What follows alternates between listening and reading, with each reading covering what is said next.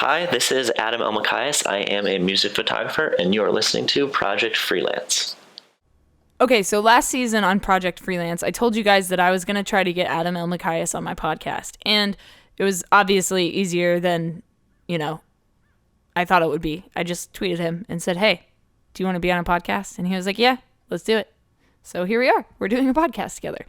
And if you don't know who Elmakias is, he is a music photographer. He is your music photographer.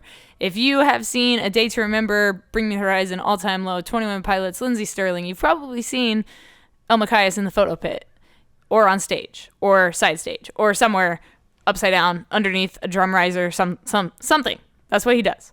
So Elmakias is a music photographer. Adam. I'm going to call him Adam because I don't want to call him by his last name because we're not in prison.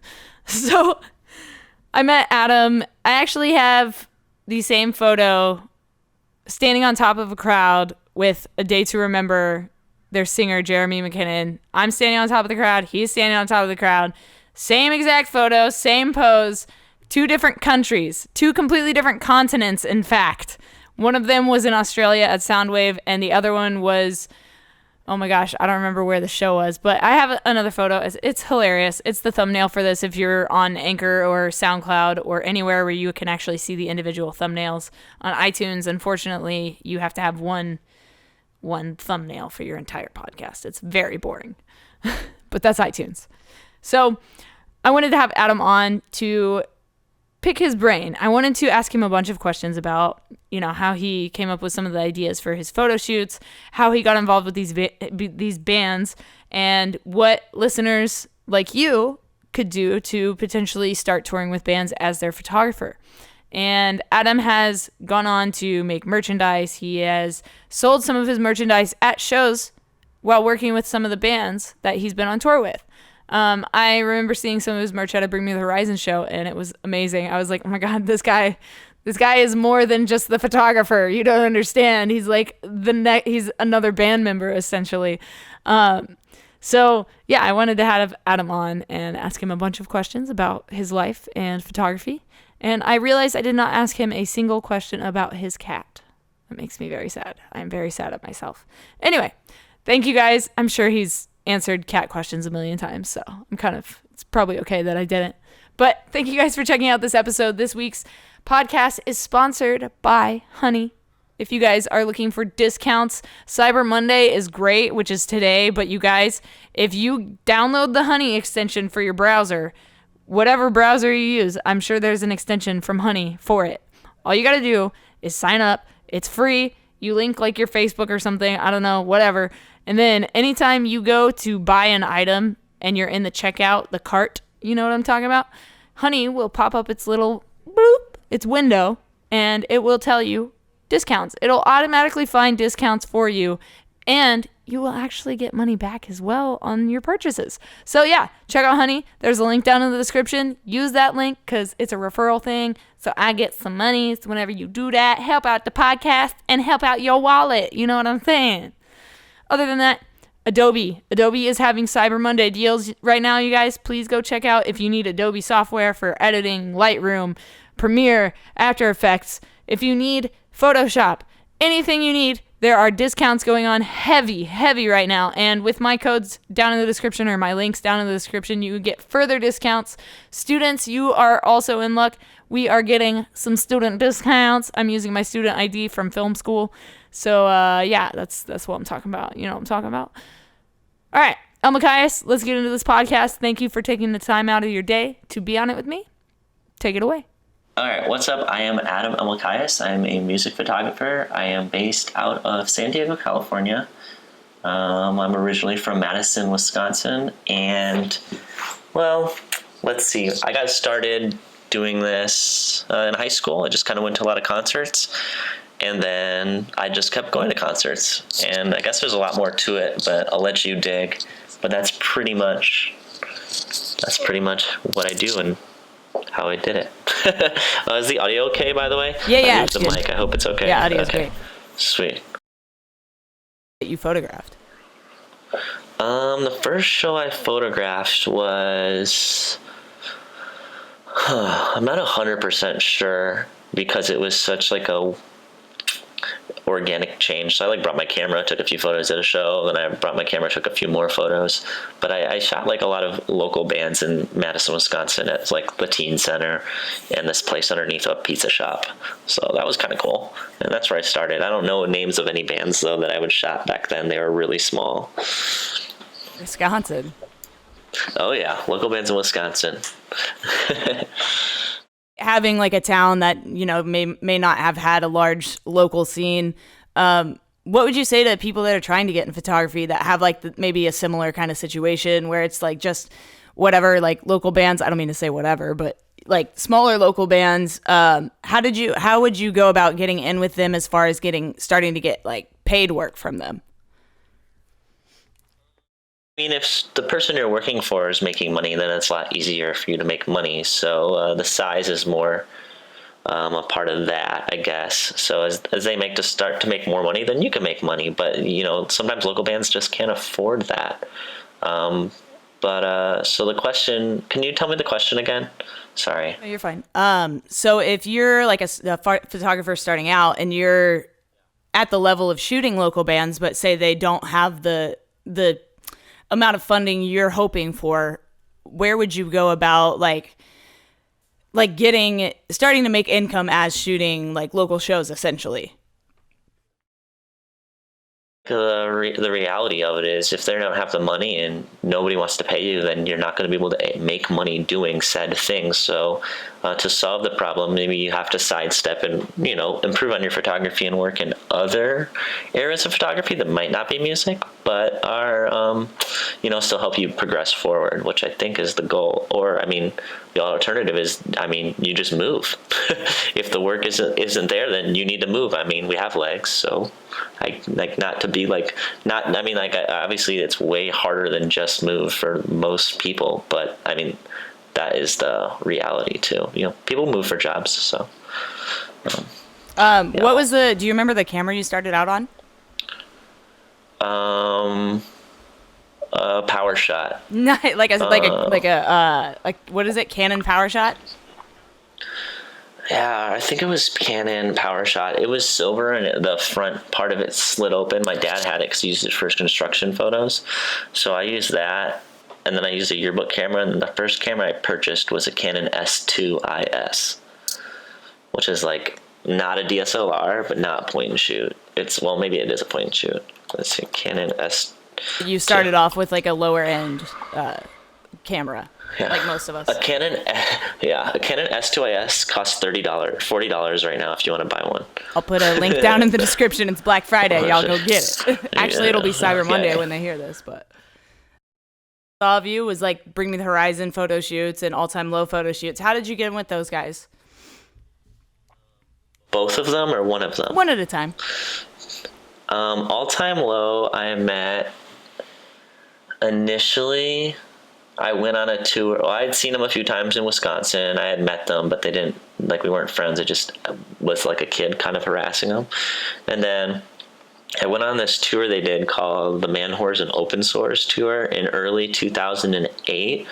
I was with a band called Just Surrender, who was like the opening band of that tour. And I was on that tour because I went to Canada to do some photo shoots with my friend from Chicago. I think I was like 18, and then I went down to Buffalo and hopped on this tour because my manager at the time managed the band and forced them, I'm pretty sure against their will, to let me ride in the back of their van. So they had like a really tall singer, and he slept in the back seat, and it was my first time being on a van tour, and I like took up half of his bed, and he wasn't stoked. So, but like I didn't know these things. I just thought like they wanted me on tour. Yeah. And, so at 18, you went to Canada. How did your parents feel about all this? Going to Canada, touring, taking photos of bands. Like, what was your parents' reaction to all this stuff? I thought it was cool, and I don't think my dad really cared. Amazing. But not like he didn't care. Like he knew about it and didn't care. Like he didn't care. Like I don't think he really even realized. My dad kind of did his own thing, so not in like a bad way. He was busy, so I just kind of did it. I always just do my own thing. So my mom was pretty supportive, actually. Thinking back, she was like, "Yeah, if you want to do something, you should do it." and if you want to spend all your money on a camera, you should do it. So I was like, all right. I will. So then I did. Yeah, so I did. Wow. And yeah, the Canada thing was cool. We were there for like way too long, and I photographed a band called Settings in Buffalo, New York. And a band, so we like drove down to Buffalo and drove back up. A band called, there were two Canadian bands. One was called Teeter, and the other was called, I forgot. I hope they don't hear this. But yeah, we just hung out there for like 2 weeks. And then what happened? We actually got in trouble with Border Patrol because we brought a Canadian woman with us over the border to Buffalo to do makeup for the shoot, and then drove her back up. And on the way back up, we got questioned because you're not supposed to do that. I didn't know we just needed a makeup artist, bro. Yeah, I just didn't know. Yeah. I mean, it was innocent, but it's still... Well, yeah, we're breaking laws. It's illegal. Yeah, not purposely. Yeah, not on purpose. And then Bring Me the Horizon I met on Warped Tour. I was on Warped Tour with that band Settings, and I don't remember where. I'd have to go through my archives, but I got stranded / didn't plan well. So I had been on the road for a while, and I got like in one city, I think we were in Ohio or something. I was eating dinner with my friends in this band called Dr. Manhattan, and their sound guy, his name was Daniel Good, who I grew up with him. And I was like, yeah, I don't really have anywhere to ride for like the next week and a half. And at the time I had been like befriending Bring Me the Horizon because I was a big fan. And so they were sharing a bus with Bring Me the Horizon, and I eventually got on that bus. It was like a party bus. It was a mess. I didn't realize at the time it was like heaven because I had been in a van for like 2 weeks on Warped. So I was just like, all right. So I swapped to that bus, and that's how I met Bring Me the Horizon. Transition from van life to bus life. Bus life, but then there's also how people live within their vehicles. So it almost doesn't really matter on the vehicle you're driving in. It just depends on how the people are living. You know, are they messy or clean or partying or sleeping? And that's kind of, so I went from like kind of like a crammed van to like a bus that had like, a bus is supposed to fit 12 people, and I think we had like 18 or something. So it was a nightmare. 12 bunks. Exactly. So, exactly. Yeah. So I don't know. It's a little bit rough, but it was fun. It was fun. It was cool. It was good times. Out there, right? So they could have picked anybody, but they were like, yeah, let's take this guy with us because he continues to do great work, which is, you know, one aspect of it. But how did you like solidify that relationship? I'm not sure I 100% agree with everything. Like, I think that you got some of it right there, but I think that it's a little bit different now than it was then, even though that's only like 10 years ago that I started. But when I started, I was one of the only guys doing it. I mean, there were a lot of people doing it, but there weren't a lot of people touring consistently. There was some, but it wasn't like you're talking like a fraction of what it is today. So back then, they could have very well not liked me. I'm not quite sure, but you know, there was not that many other people of a similar age that was shooting the way that I was. Maybe, I don't know. I don't know that many. I could be wrong, but I was pretty well involved in it. And then as I got older, now there are a lot of people, and those bands do actually bring out a lot of other people other than me, which I think is cool. Bring Me's really, really confident with their branding, and their photographer often aligns with their goals. As I know, 5 Seconds of Summer does the same thing, which I think is kind of cool. And then some people, you know, keep a photographer with them constantly all the time. So it really just depends now. I think there's way more people doing it, and it's a normal job now too with Instagram. Instagram wasn't around. That's why you were like, I don't think you got 100% right. I was like, oh yeah, duh. So the rise of social media changed everything. Remember when I started, when I was still in the the time of like shooting for I was shooting for like 4 bands consistently. Like, I wouldn't stop touring, and they before, I remember when Instagram credit wasn't a thing, and that started, and that was like a big thing for a while. And I mean, it's still, now it's like always people do it, but when it started, it wasn't normal. Your world photography for you? How did that change when Instagram came into play? Because now do you want to keep all your stuff in the same kind of like brand look, like a band, or do you want to like, is it like a collage of all your, you know what I mean? Like some photographers only stick with one style of photography and others have a whole slew of things.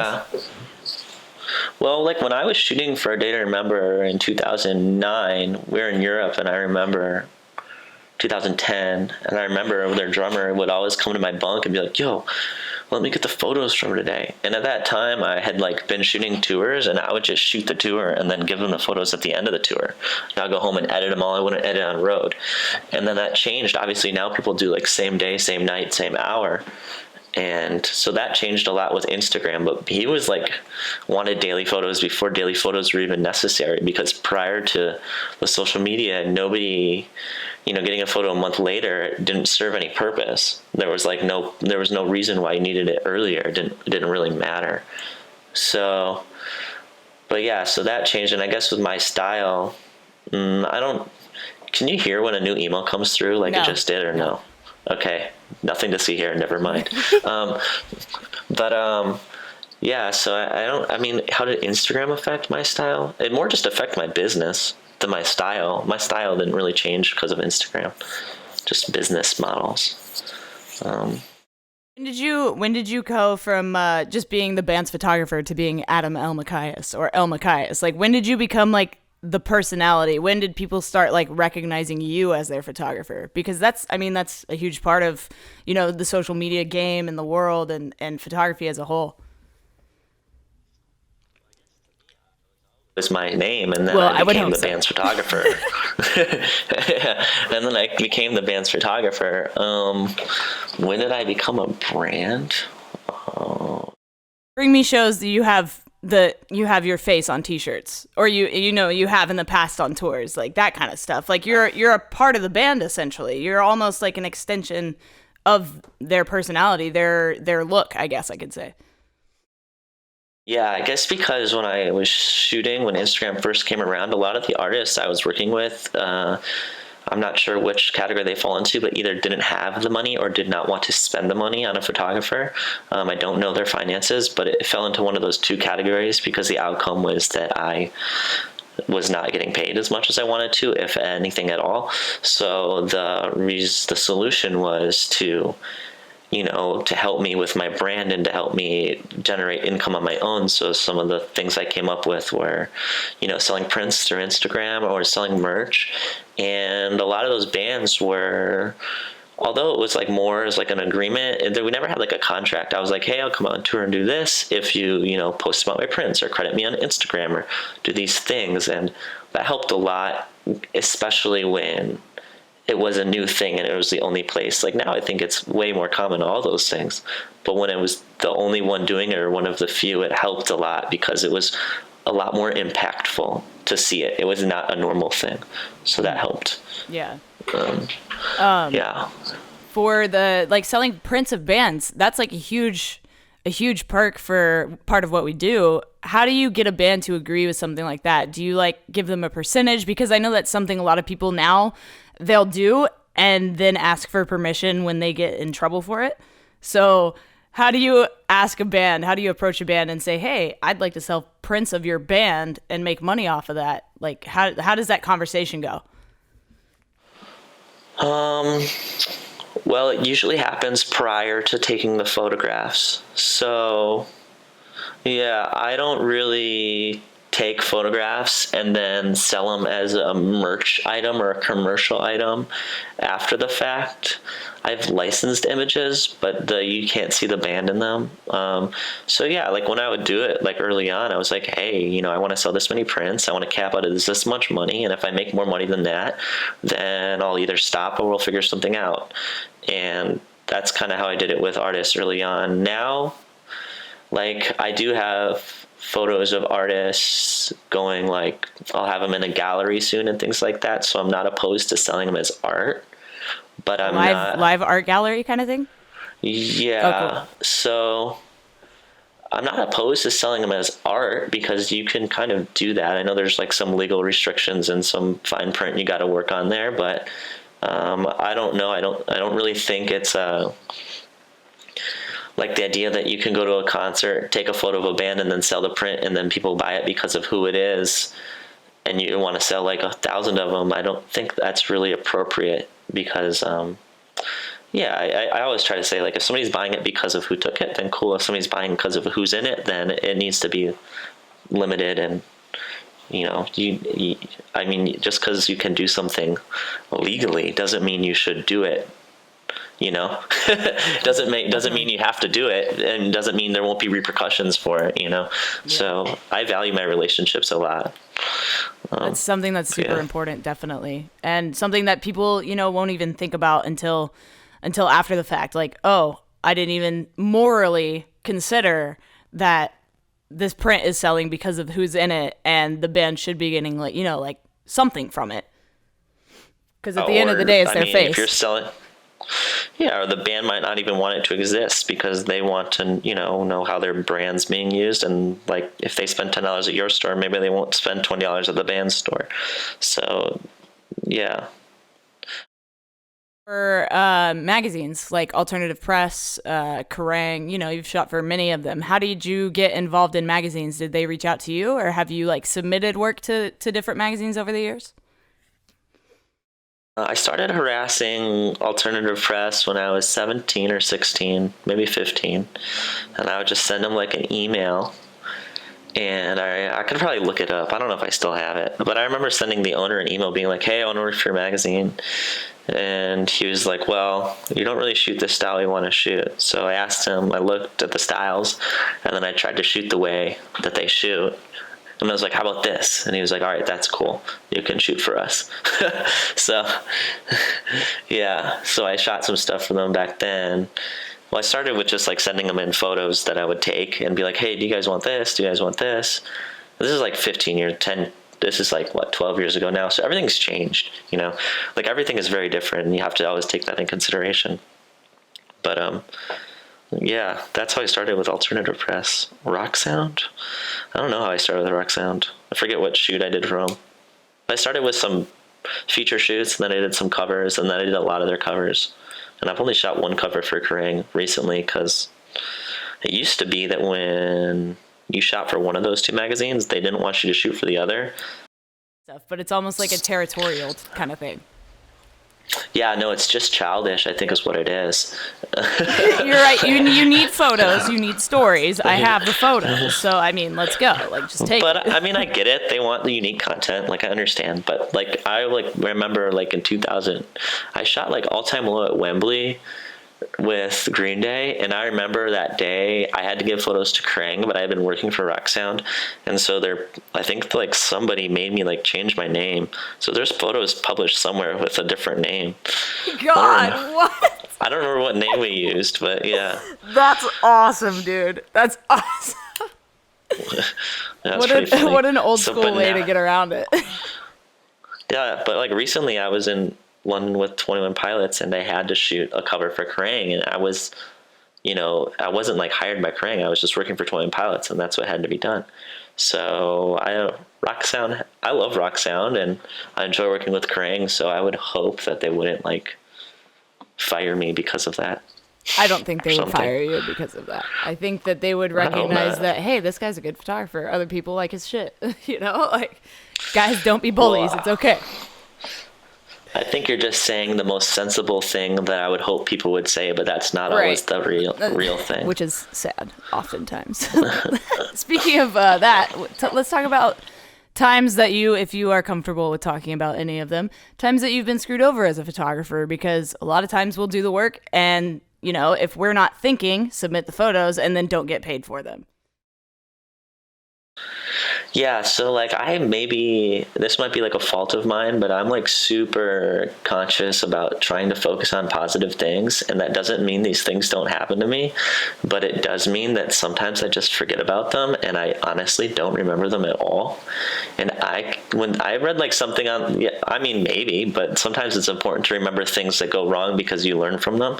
So that's why I'm saying it might not be a good thing, but I don't know times I've been screwed over monetarily. I don't think if it's ever happened, it's been a couple $100, and I've been I mean, a couple $100 can be a lot of money depending on where you're at in life, but the amount of time it would take up to chase said money wasn't worth it.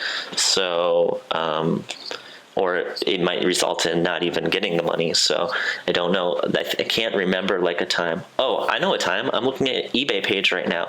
When I tried to sell my cameras on eBay and I didn't know how eBay worked, and I just mailed my cameras to people.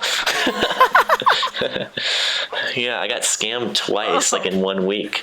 But it's more just like, I just assumed, like, unbeknown, that, like, if it says something's sold, then usually when something's sold, that means you were paid for it. But I guess they're different. Yeah. In eBay world. eBay's Because I've never, yeah, unfortunately. I mean, it's not tricky if you're well informed, but I was just like, I just mostly don't sell stuff on eBay anymore. Yeah, it's probably not the best way to go. Yeah. Education, internships, mentorships. Have you had any of those? Those are categories. Have I had them myself personally?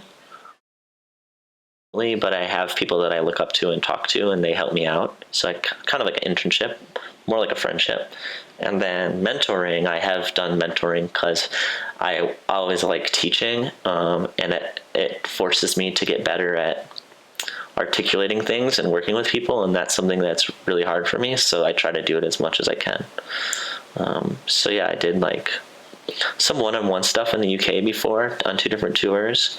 I did some on Warped Tour, and I did some workshops like when I was 22 in San Diego. I did one in Australia, and I did one in, I think that's all. I did 2 in San Diego and 1 in Australia. And you're about to do your music photography workshops again in SD, right? Do you want to talk about those a little bit? Give it a little plug. Yeah, I would love to.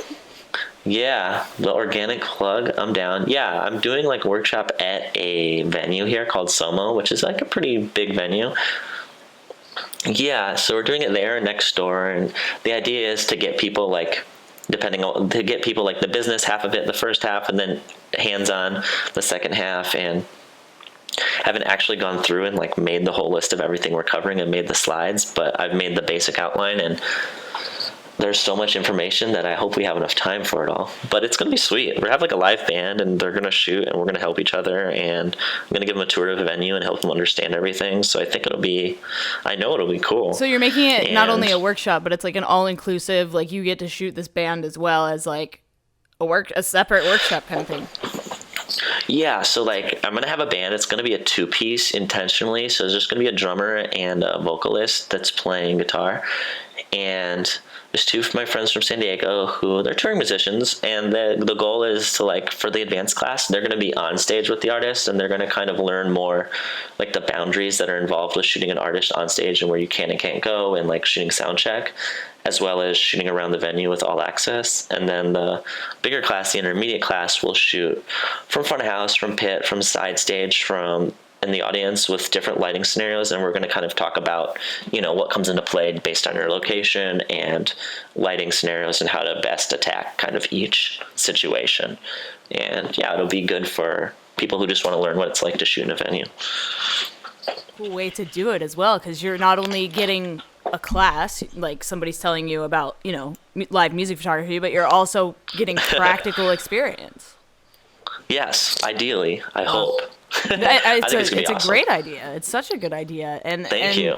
The fact that you're doing like the boundaries of like where you can be on stage, all that stuff, I think that's super, super critical, because a lot of up and coming photographers may not really understand the spacing and the boundaries of, you're still shooting a band that's performing on stage. You don't want to be on stage while the band's, you know what I mean? Like, you don't want to be a part of the...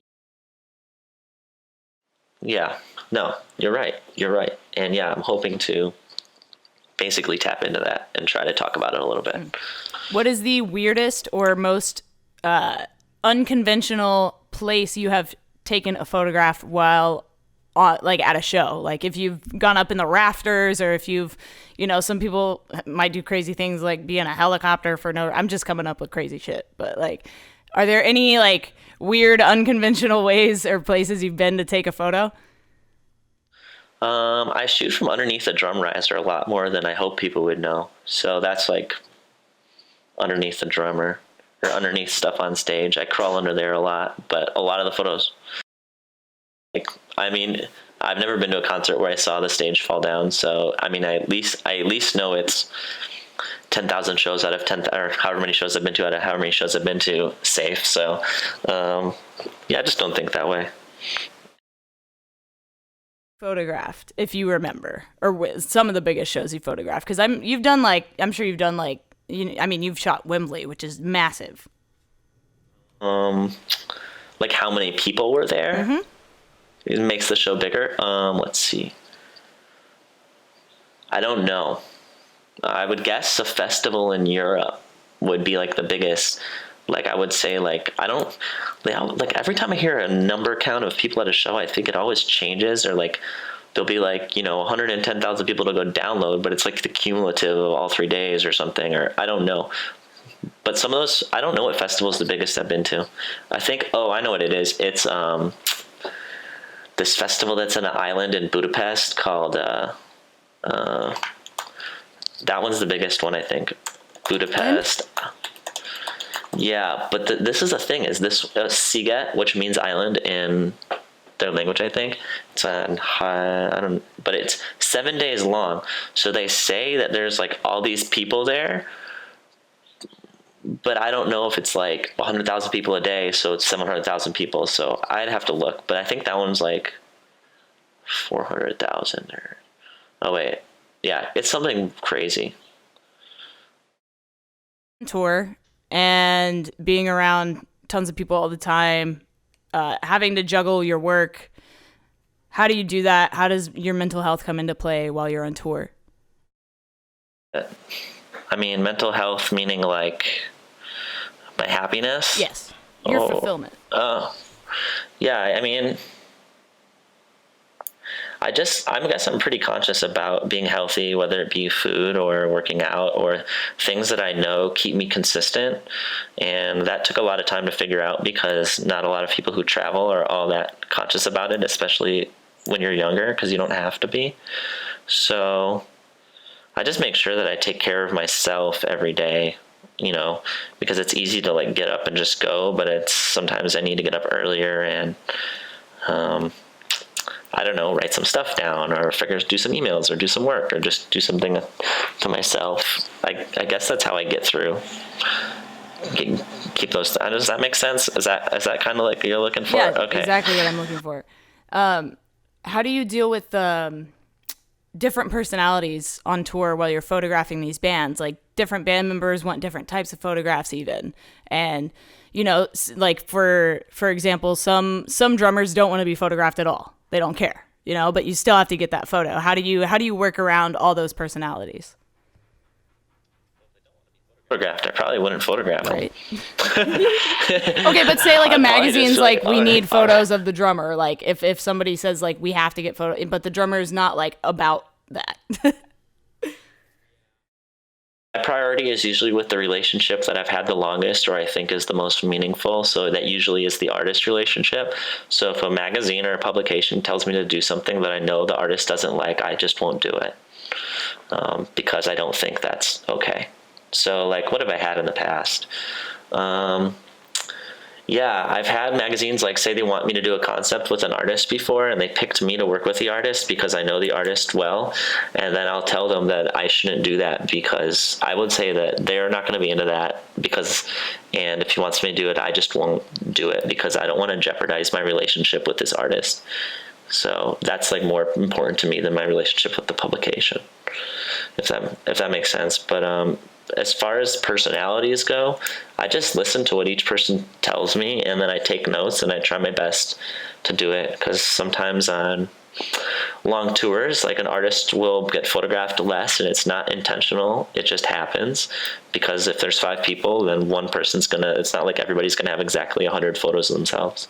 So maybe somebody has 80 and somebody has 120, and whether it was intentional or not, it's the reality. So if somebody brings it up, you have to just acknowledge it and then correct accordingly, or do what you can to, correct the mistake, or I guess make the person happy. Yeah. So when did you decide to make a photography magazine? You're a music photographer. When did that idea come into play, and what was the process of putting something like that together? somewhere. I think I started in 2006. Sorry, if you can hear my cat freaking out, he's playing with a toy. Sorry. That's okay. Good job, cat. I started the magazine because I wanted to see some of my photos printed, and I wanted to tell the stories behind them because I felt like I was shooting a lot, but not all my stuff I wanted printed was printed. So I started doing that. And then as my brand kind of became less, and I wanted to bring my brand a little bit more physical, not just internet-based, and so I did that. And the process is basically going through all the photos I shot during that time, finding my favorite ones, writing captions about each one of them, scanning them in, then laying it out on a page in a PDF, and then getting it printed. It takes a long time. But I did 4 of them, and I've done 2 with other people now. But yeah, it's been pretty fun. Who are the other people you worked with on those? Just so I want to know. People. Oh, okay. So it's not just your photos. It's like a collection of people's photos. Well, I did 4 magazines that were just my photos. Right. And now I have 2 more magazines that I started with a similar but different name that is the same concept and the same style and the same format, but with everybody in it is a different photographer. So yeah, the second one just came out like today or yesterday. Oh, congratulations. Cool. What's it called? He's a music photography magazine, like super basic, but intentionally. So the other one was Your Music Photographer, and this one's called A Music Photography Magazine, and I think that's the URL. Yeah, just musicphotographymagazine.com. All this down in the description for you guys if you want to go pick up a copy. That's such a cool idea, man. You are the tits, the bee's knees, bringing all the photographers together. That's really cool. And I think it's important. And I think people need to have more of an appreciation for their photos nowadays, because a lot of people are like, oh, it's all about Instagram posts, social media, internet. But you're right. Something about getting your images printed, it takes it to a whole new level, and it takes us back to the old days of like developing film. Even you get to physically make your photo tangible, which is magical. Yeah, it's sweet. It's incredible. Yes. Okay. Oh, talk about where did you come up with the idea for your wristbands, your lens, your f-stop wristbands? Oh, my lens bracelets? I think those are so creative and so cute. But like obvious, like duh, of course that would make sense to make it as a bracelet. Yeah, those are like actually came out almost 10 years ago now. I think 2011. Well, you got to make it. You got to make a 10-year lens bracelet. Yeah, those are just like I wanted a business card that was camera related, and silicone bracelets were really big, so I made one, and then people really liked them, so I started selling a lot of them. It's a great marketing idea, man. You just slap your website on the inside of there. Perfect. Yeah. No, agreed. Thank you. Very, very welcome. So, have you faced any challenges as a photographer? And I have to be broad with this because I don't know what challenges you faced. But have you faced any challenges as a photographer, and how did you overcome those? Well, I mean, of course. Yes, I think everybody, if you didn't face challenges, then that means you're not being challenged. And I think that in turn means you're not growing or progressing. So, I mean, I think everything is a challenge. I guess my answer would be yes. You want specific challenges I mean, honestly, anything that I know now once was something I didn't know. So there's like a challenge in basically everything I've learned. But can you give me some examples of what, I don't know, help jog my memory? Let's see. I'm trying to think. What are some challenges that I've faced as a photographer? I mean, okay, even since you're teaching a workshop about shooting live shows, shooting in different lighting settings, like those were major challenges. Sometimes a different lens. I love challenges. Oh, I do too. They're my favorite. They're the best way to learn. Yeah, I love them. So I mean, everything. I guess the challenge to shooting shows, I just shoot more, do it more. Something that's challenging to me, I just figure out why it's challenging, and then try to, if I would enjoy being better at it, then I try to put myself in the situation where I can learn it. If I wouldn't enjoy being better at it, then I don't want to do it, usually. I don't know if something that falls in that category, but maybe watching full TV series in one day. I don't need to challenge myself to that. something like that. Meeting Lindsay Sterling and shooting her live. How was that? She is such a great performer. I can only imagine. She's cool. I met her, I think I met her 4 years ago. And I met her through a mutual friend. He told me that she wanted me to come on tour, and she called me, and I went on tour with her. And it was fun. I'd only toured with her for a week or so, but every time she comes around now, I go and see the show, check it out. Yeah, she's a good performer. She's very talented, and she's a really kind person. So I like that, and it was totally different than what I was used to because, well, first of all, she's a solo act, which I never really toured with before, and she doesn't sing, which is kind of cool. Well, she sings a tiny bit, which is kind of cool too. So those are really different, contrasting from what I usually photograph. And yeah, that's cool. What gear do you shoot on? To be Sony, Sigma lenses. Yes, bitch, switch to Sony. Yeah, switch to Sony. And I shoot with Sigma cameras also. I have some of their cameras that I really love. So, yeah, that's what I shoot with right now. Performance that you shot, if you can remember, if you can pick one out. That was really cool. Oh yeah, lots to photograph there. Yeah, they're like a theater act, so that's really nice. Yeah, Slipknot is very good. Who else? That's all I can really remember off the top of my head. I like almost all the bands I shoot live. That's why I like them. That's why I shoot them. You would be a little bored on tour. Yeah. Now that you wish you knew when you started taking photos. Cook all the way back then. That'd be great. Be able to cook when As I a was photographer. Oh, on tour. What'd you say? As a photographer, you needed to know how to cook?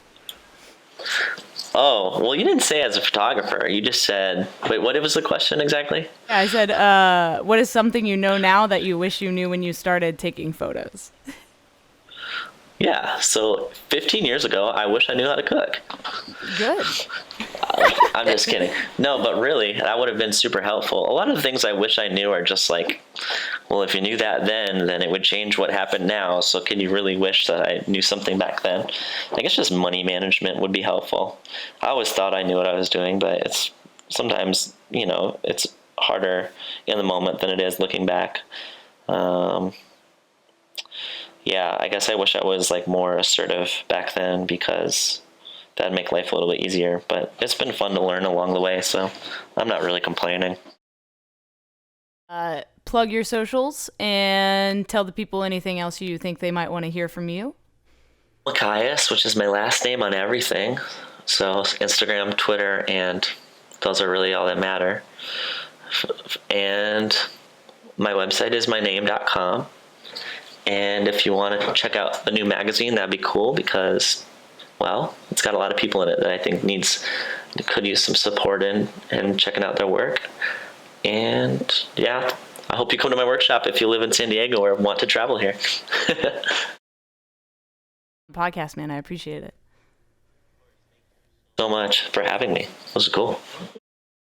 Thank you guys so much for listening to this episode of Project Freelance. Adam, thank you for being on this podcast, man. It means a lot to me. I know you're a busy guy, and it means, it means so much to me. If you guys want to go to Adam's workshop, you should check it out. If you're down in San Diego, it's going to be at the Soma. Go check it out. You're going to get a full, all-inclusive experience of what it's like to be a live music photographer. So if you guys want to learn, check that out. I might stop in and see it, take a peek. I might buy a ticket, in fact. I don't know. We'll see what's up. Maybe I want to go. Maybe I want to go too, because it sounds like a really cool opportunity to learn how to shoot a show live. Go check it out, guys. And check out what the music photographers magazine. Check out all that stuff. It's awesome that Adam's incorporating other photographers into what he loves, and he's using his name and his brand to help push those photographers so that they can reach the next level. So if you guys want to check that out, pick up a copy of the magazine, tag Adam some photos. Maybe you'll be in the next one. Talk to you guys next week on Project Freelance with Eric Flores. Eric works for Slaves. He is on the crew of Slaves. We talk about sobriety and being sober on tour and how difficult it is. So I'll talk to you guys then. Thanks.